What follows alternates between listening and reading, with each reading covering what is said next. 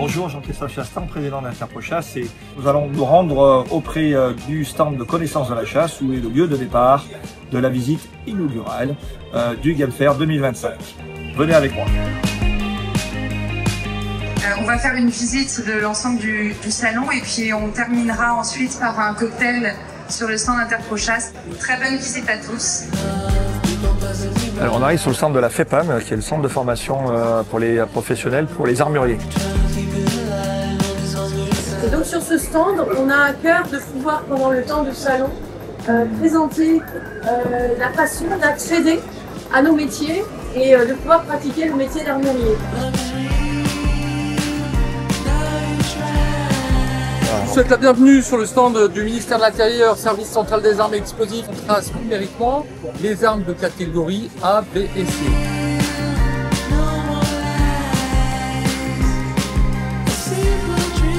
Alors SIDAM, c'est un des premiers importateurs d'armes qui est basé dans le sud de la France. Du coup, ça c'est la division chasse de notre groupe. J'ai un groupe situé en France, en Belgique et on va voir un peu aussi à l'international. Là, le stand de la tarte tatin avec donc la véritable tarte tatin que vous avez dégustée.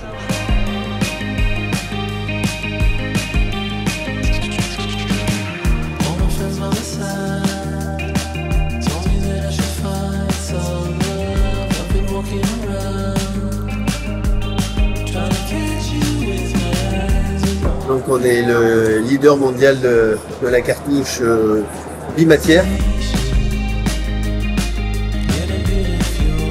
On va sur les stands, les organismes institutionnels de la chasse en France.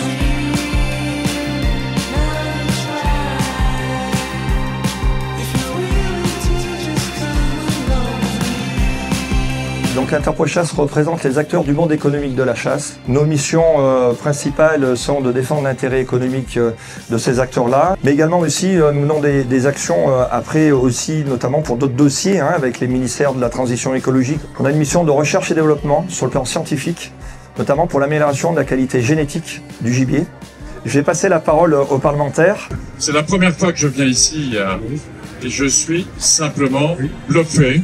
Moi, je suis président du groupe Chasse et Pêche du Sénat et j'ai une belle mission, à savoir d'essayer d'accompagner, d'anticiper et de prévoir et de mettre en œuvre des politiques qui sont utiles au développement de ce que sont nos valeurs, celles de la chasse et de la nature.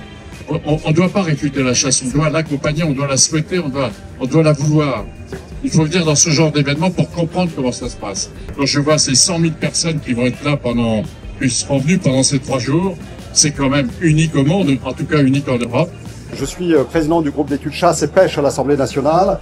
C'est un groupe qui rassemble une centaine de députés. Et l'objet de ce groupe d'études, c'est d'auditionner les acteurs de la chasse et de la pêche pour comprendre leurs problématiques et pour essayer avec eux d'élaborer des politiques publiques pour faire en sorte que cette activité de loisir puisse se développer sans trop d'entraves, sans trop de difficultés, et que cette activité économique puisse également s'épanouir.